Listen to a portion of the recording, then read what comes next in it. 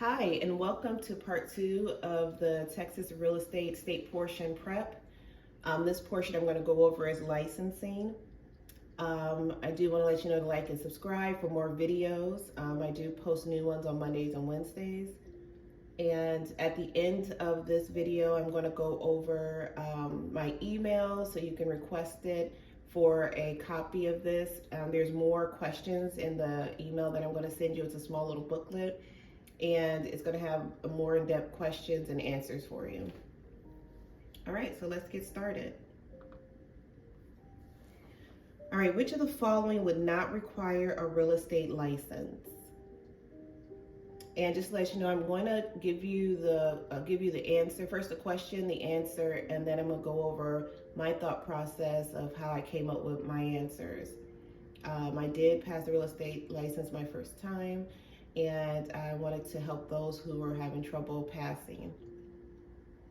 All right, so which of the following would not require a real estate license? Is it A, negotiating the acquisition of a parcel of real estate for another for some type of valuable consideration? Is it B, negotiating the lease of real property for another for some type of valuable consideration? Is it C, buys, exchange, or leases real property for another for some type of valuable consideration? Or is it D, negotiating the acquisition of goodwill and assets of business opportunity for another for some type of valuable consideration?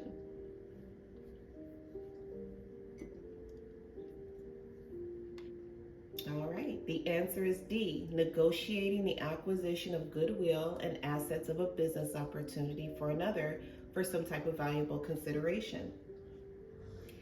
And when I saw this question, the first thing that I thought of was, which of the following would require?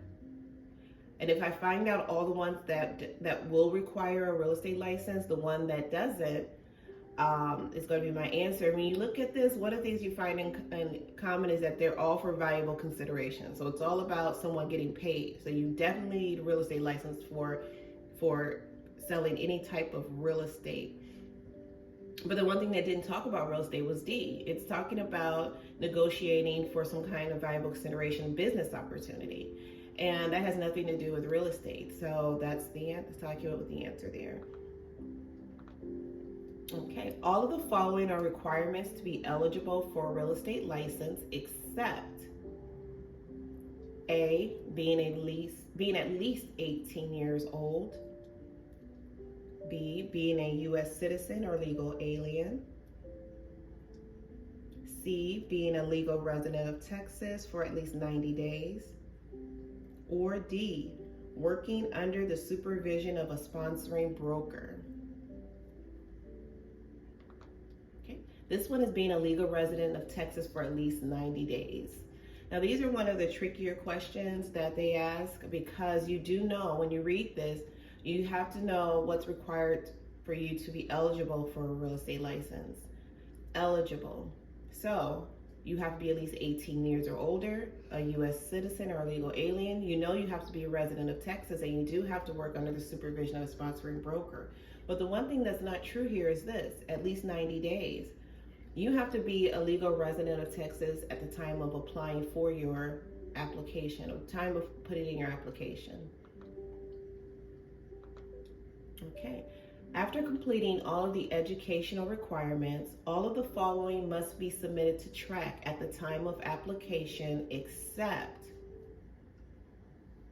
is it A, a written application, B, required fees, C, a sales agent sponsorship form, or D, certification showing completion of the required education?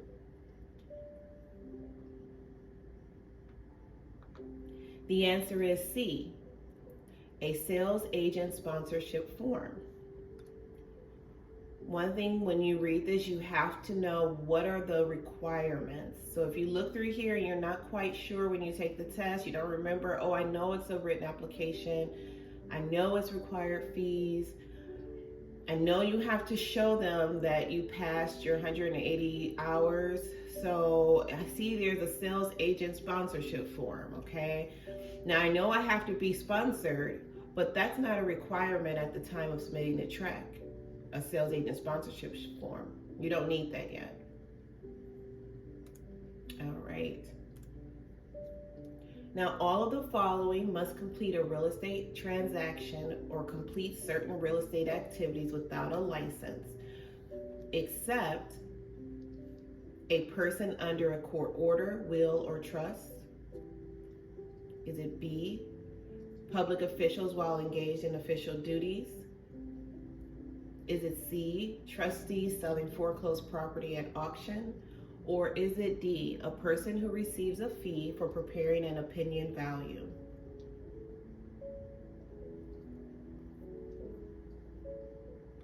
All right, the answer is A, a person who receives a fee for preparing an opinion value. So, and I want to apologize, that's actually D. So a couple of these I did get those wrong on. But let's go over this. It says all of the following. So when you see that, you have to remember all of these are going to be something that is within the rules except for one. So all of the following must complete a real estate transaction or complete certain real estate activities without a license. Let's see.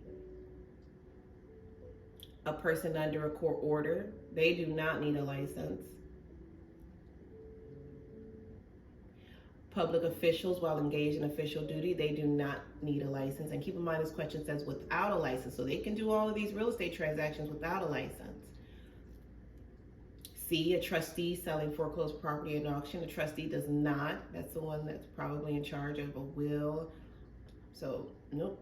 And then D, a person who receives a fee for preparing an opinion value. That is someone who's probably putting together a CMA, and that does require a real estate license. That's something a real estate agent would do. Okay. Now here's a big question here. Under what circumstance, if any, can a Texas broker share commissions with a non-resident broker? Is it A, there is no circumstance in which a Texas broker can share commissions with a non-resident broker? Is it B, a Texas broker can only share commissions with a non-resident broker when there is a written agreement between the two brokers? Is it C, a Texas broker may share commissions with non-resident brokers as long as non-resident brokers do not conduct negotiations in Texas? Or is it D, there are no restrictions on a Texas broker sharing commission with a non-resident broker? All right, let's take a look and find out. It is C. A Texas broker may share commissions with a non-resident broker as long as the non-resident broker do not conduct negotiations in Texas. And what you have to look at here is you have to understand what a Texas broker or a non-resident broker can do, what business they can conduct between one another. And in this case where it says a Texas broker may share commissions with a non-resident broker, as long as a non-resident broker do not conduct negotiations in Texas. And that's most likely a situation of a referral where someone, let's say for example in Ohio, referred someone, say they moved out of state and they needed a real estate agent, so the Ohio broker hooked them up with a broker in Texas, and they, sold the home. So the Ohio broker will get paid for that, but they did not go to Texas helping them look for homes. They did nothing but sit back and wait for the commission. So that's a situation where a Texas broker may share commissions with a non-resident broker as long as the non-resident broker do not conduct negotiations in Texas. Excuse me. All right, if a sales agent leaves the brokerage firm or is terminated, the principal broker may return the sales agent's license to track.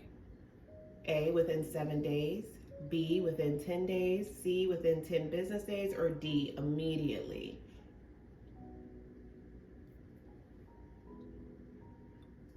All right, the answer is A, immediately. And actually that's D. So sorry again here, it's a mistype there. It's D, immediately. So this is one of the questions you have to know the rule on. If a sales agent leaves the brokerage or is terminated, the broker has to submit and return that license back to TREC immediately. Okay. When a sales agent's license is returned to TREC, all the following are true, except A, the sales agent license become inactive. B, the sales agent license may be reactivated upon submitting a new principal broker sponsorship and the required fee with TREC. C, the sales agent license will become active under the new principal broker from the date the notice was delivered to TREC. Or D, the sales agent may not engage in the practice of real estate brokerage until the new broker receives the new license from TREC. Let's find out. It's actually D. I get these letters together. The sales agent may not engage in the practice of real estate brokerage until the new broker receives the new license from TREC. So, when you look at this, you say, when a sales agent license returned to TREC, all of the following are true. So you're going to look at everything that's true, and the one that's not true is going to be your answer, okay? This also is information that helps you on other questions, because you'll know that a sales agent's license becomes inactive when they return it. The sales agent's license may be reactivated after submitting a new brokership sponsorship and the required fee. And then you know that the sales agent will become active under the new broker from the date the notice was delivered to TREC. All right, so that concludes the licensing portion of the state prep questions. And I'm going to give you my email address so you can request a copy of the booklet that has more questions and answers. Feel free to ask any questions in the comments, like and subscribe, and good luck on taking the state test. And keep in mind, every Monday and Wednesday I'll post a new video, and good luck.